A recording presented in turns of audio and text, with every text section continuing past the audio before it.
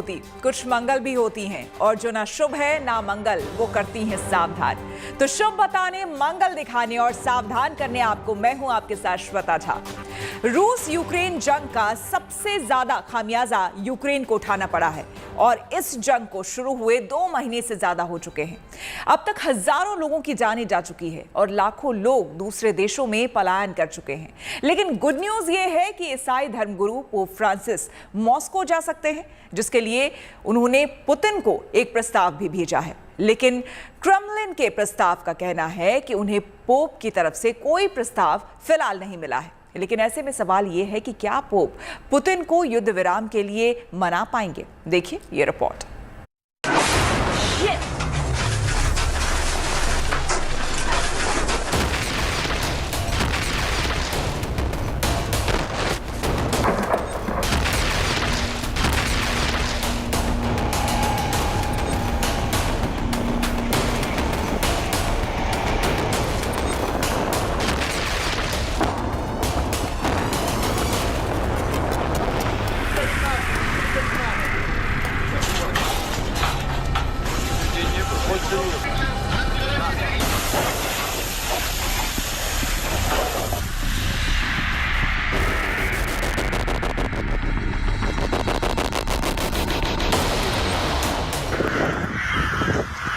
रूस यूक्रेन जंग में हजारों लोगों को जान से हाथ धोना पड़ा है।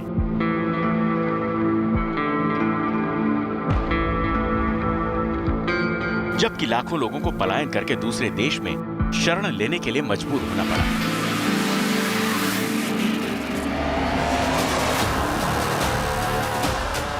लेकिन इतने नुकसान के बावजूद इस युद्ध की आंच कहीं से कम नहीं होती। ऐसे में अब ईसाइयों के सबसे बड़े धर्मगुरु पोप फ्रांसिस ने रूसी राष्ट्रपति पुतिन से मिलने की इच्छा जाहिर की है। रूस यूक्रेन के बीच चल रहे इस युद्ध को खत्म करने के लिए पोप फ्रांसिस ने पुतिन से मिलने के लिए मॉस्को की यात्रा करने का प्रस्ताव भेजा था, लेकिन उन्हें पुतिन की तरफ से अब तक कोई जवाब नहीं मिला।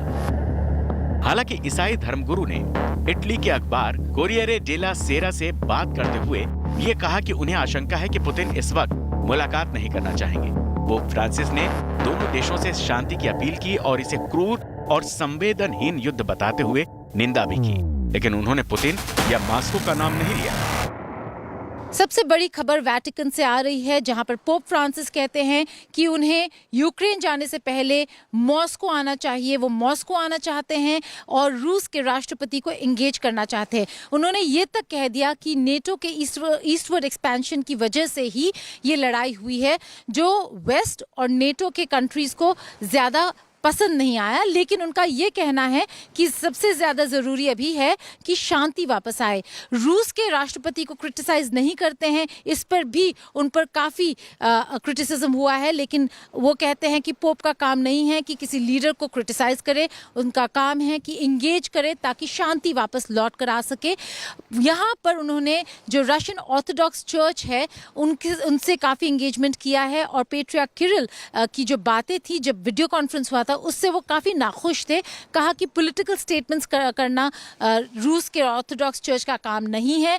जो चर्च में बैठते हैं उनका काम है शांति लाना। तो चाहते हैं कि पहले मॉस्को में एंगेजमेंट हो और फिर वो यूक्रेन जाए ताकि शांति की जो बातचीत है वो मॉस्को से शुरुआत हो उसकी।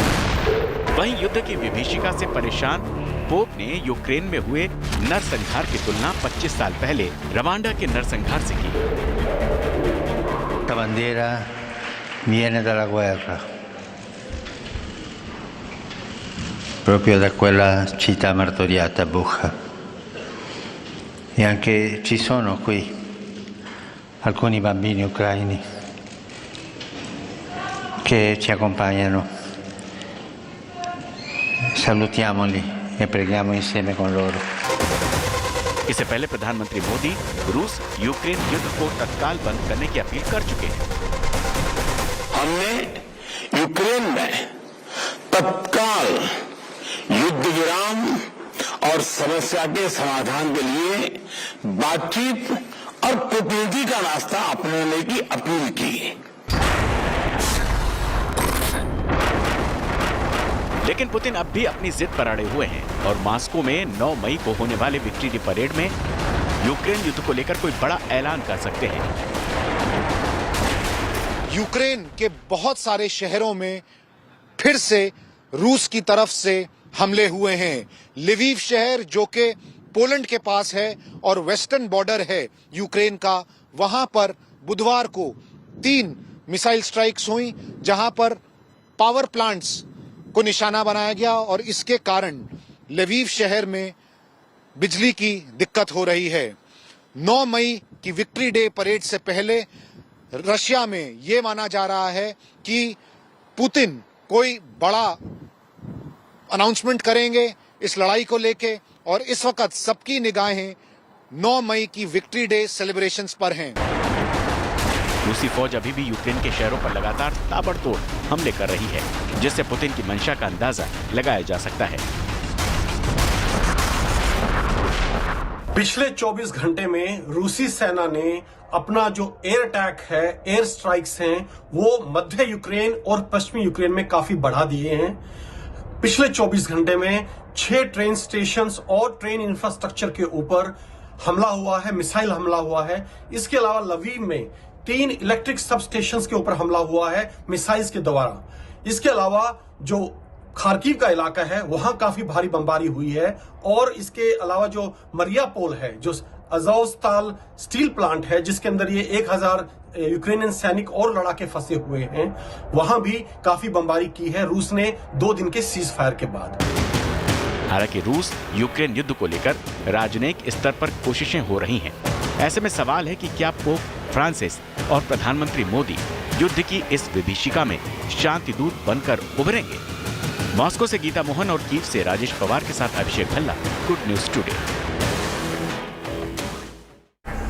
रूसी सेना ने यूक्रेन के महत्वपूर्ण शहर मारियुपोल को मटियामेट कर डाला है, और जिस वक्त रूसी सेना इस शहर को जमींदोज करने में लगी थी, उस वक्त हजारों लोग जान बचाकर मारियुपोल के अज़ोवस्ताल स्टील प्लांट में छिप गए थे। लेकिन अब वहां खाने पीने की भारी किल्लत हो रही है। यूक्रेन की अपील के बाद रूस ह्यूमन कॉरिडोर बनाने पर सहमत हो गया है, जिसके बाद वहां से करीब 1500 लोगों को सुरक्षित निकाला गया है। हालांकि अभी भी हजारों लोग फंसे हुए हैं।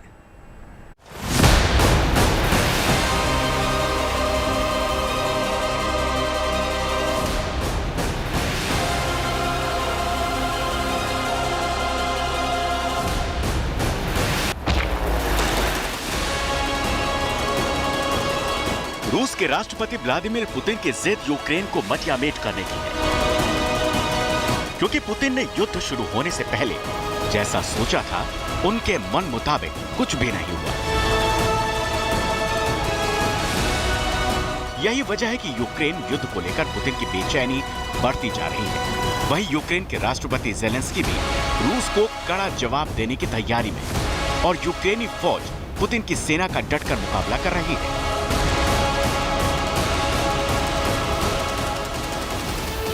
रूस यूक्रेन के बीच छिड़ी ये जंग पिछले 70 दिनों से जारी है। युद्ध की ये ताजा तस्वीरें यूक्रेन की विनाश लीला की गवाह हैं। यूक्रेन में रूसी फौज खार्किव और दोनेत्स्क में मिसाइल से ताबड़तोड़ हमले कर रही है। रूस के इस हमले में कुछ यूक्रेनी नागरिकों की जान तक जा चुकी है।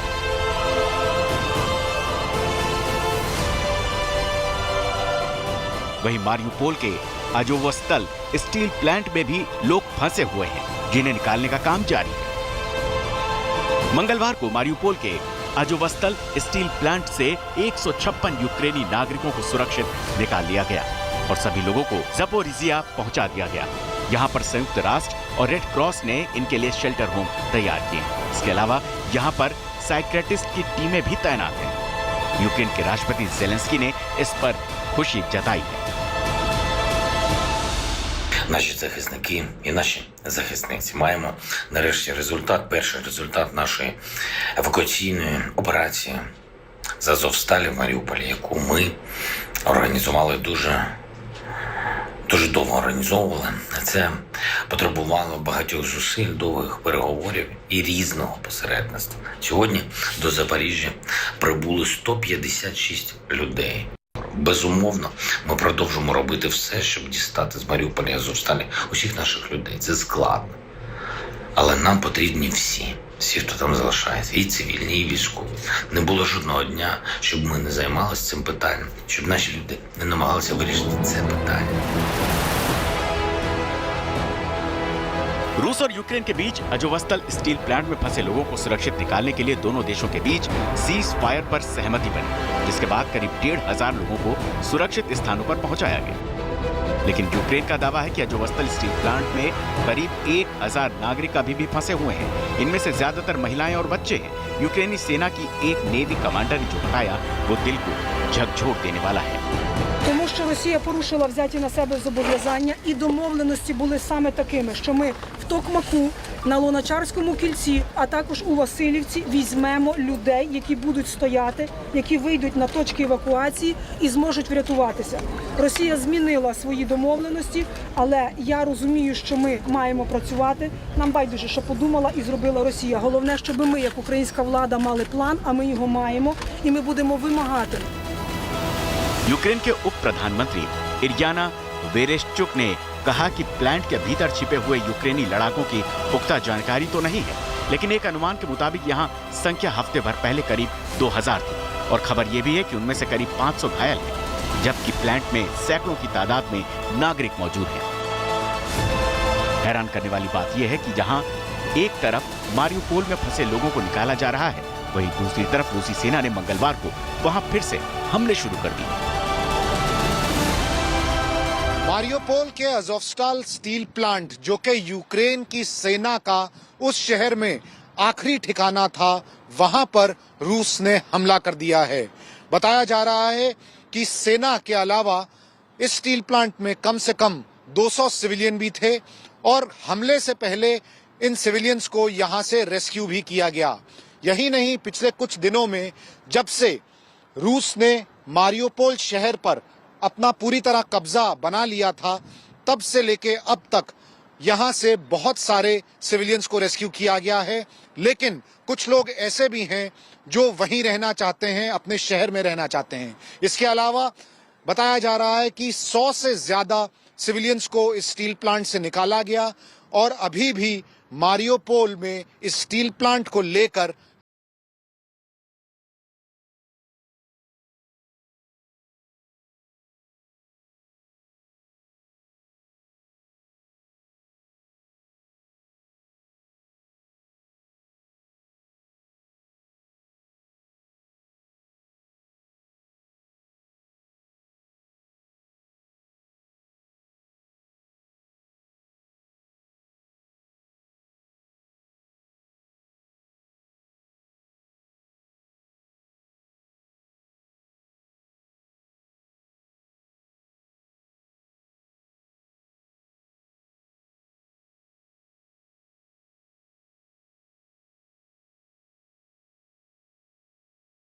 रणनीति ने अमेरिका और यूरोप समेत तमाम देशों को यह सोचने पर मजबूर कर दिया कि पुतिन को कैसे काबू करें।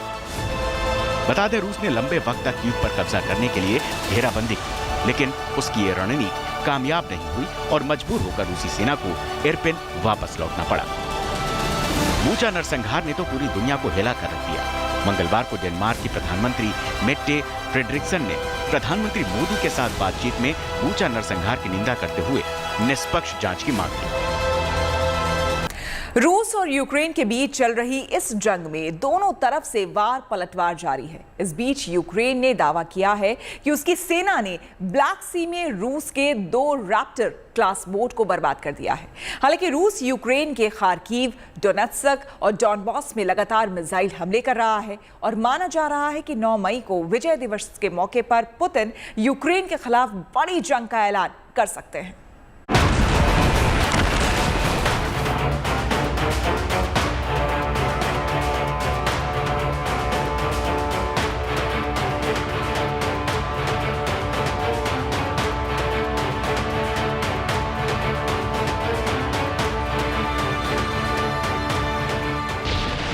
रूस यूक्रेन के बीच छिड़ी इस लड़ाई के 2 महीने से ज्यादा वक्त बीत चुका है और दोनों देशों की ओर से वार पलटवार जबरदस्त तरीके से किया जा रहा है। जहां रूसी सेना के हमले में यूक्रेन के कई शहर तबाह हो गए, वहीं यूक्रेनी सेना भी रूस पर जमकर प्रहार कर रही है। यूक्रेनी सेना का दावा है कि उसके ड्रोन ने ब्लैक सी में रूस की 2 रैप्टर क्लास बोट को निशाना बनाया और उन्हें समुद्र में जल समाधि दे दी। यही नहीं, यूक्रेन का तो यह भी दावा है कि इस युद्ध में रूस के 24,000 से ज्यादा सैनिक मारे गए। कुछ दिन पहले यूक्रेनियन सेना ने ब्लैक सी में रूसी फौज की रैप्टर क्लास की 2 पेट्रोलिंग बोट्स को तबाह कर दिया। यह अपने आप में एक बहुत बड़ी घटना है।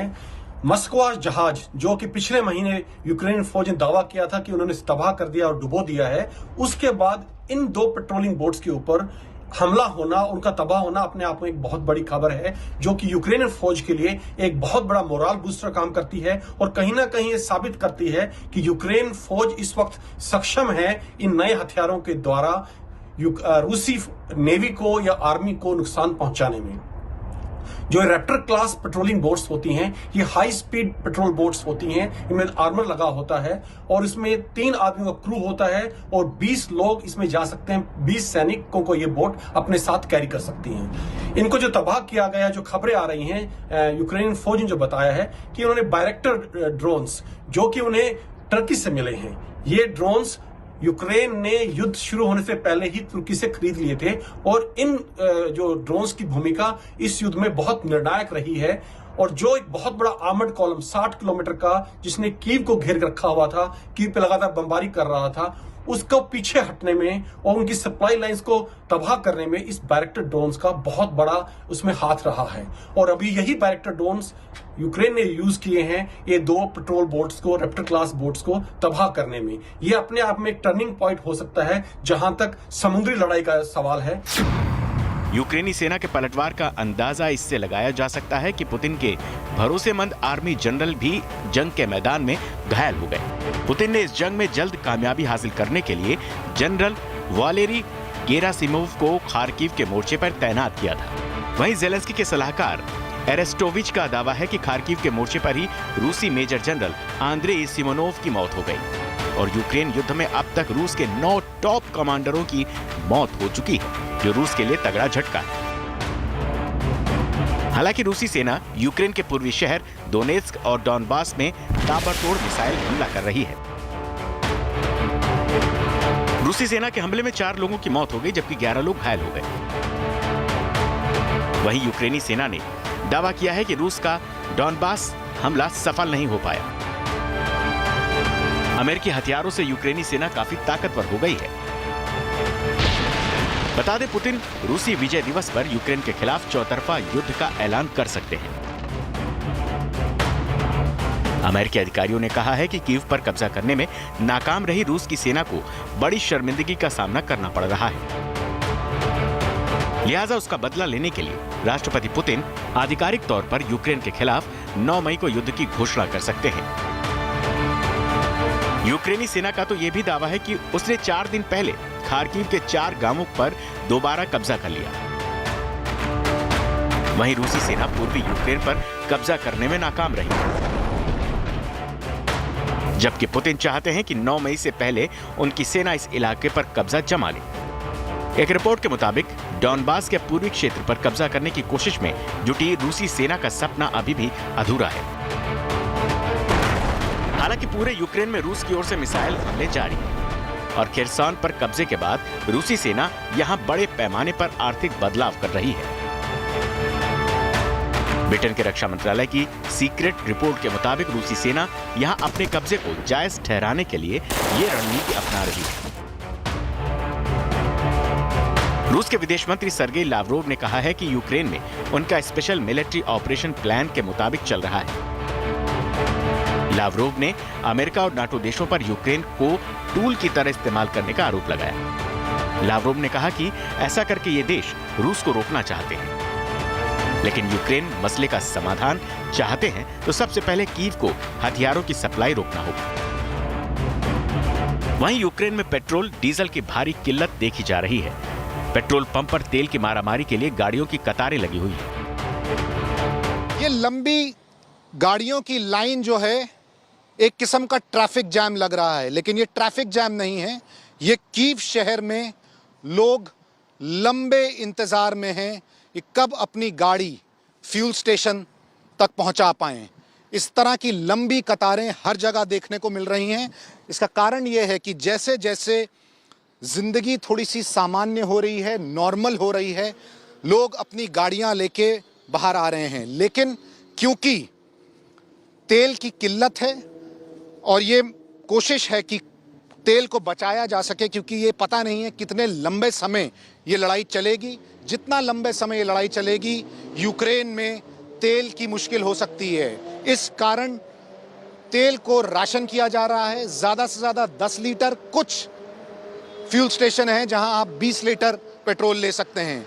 और यही कारण है कि लोग एक फ्यूल स्टेशन से दूसरे फ्यूल स्टेशन जा रहे हैं, तीसरे फ्यूल स्टेशन जा रहे हैं, ताकि कि वो अपने गाड़ियों का टैंक फुल रख सकें।